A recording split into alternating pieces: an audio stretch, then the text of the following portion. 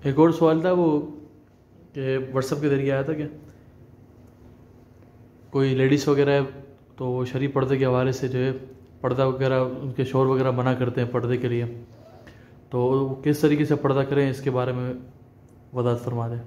देखिए, इस बारे में ये है कि ऐसा होता है कि हम लोग खुद भी दुनियादार होते हैं और फिर दुनियादार लोगों में शादियां होती हैं।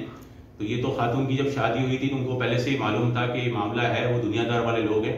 तो ऐसे मामला होते हैं कि शादी के बाद खातून चाह रही हैं कि वो पर्दा करें, थोड़ा उनका दीनी उनको मालूमात हुई हैं या वो चाहती हैं कि ये फरीज़ा अदा करें, इस पर अमल करें इस दीनी बात पे।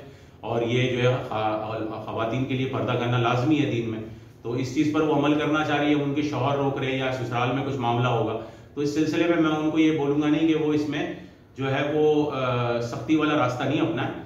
और बाज़ उलमा अगर हालांकि पूछेंगे तो वो कहेंगे नहीं जी सख्ती वाला रास्ता अपनाया फ़र्ज़ है और फला है। हालांकि भले से इससे शादी खराब हो जाए इसकी जिम्मेदारी कौन लेगा, इसकी तो कोई जिम्मेदारी अल्लामा साहब मुफ्ती साहब तो नहीं लेंगे।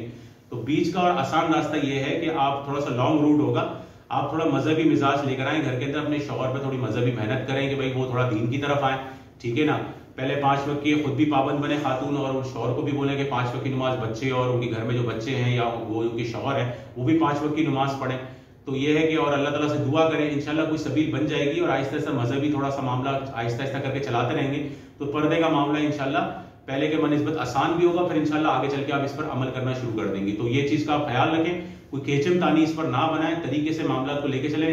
क्योंकि देखें ये शुरू से मामला बिगड़ा हुआ था, जब आपकी शादी हुई तो आपको पता था कहाँ जहाँ मेरी शादी हो रही है वो दुनियादार वाले लोग हैं। तो दुनियादार लोग हैं तो उनमें ये मजहबी कोई चीज लेकर आना इतना आसान नहीं होता, थोड़ा टाइम लगता है। तो थोड़ी सी इसमें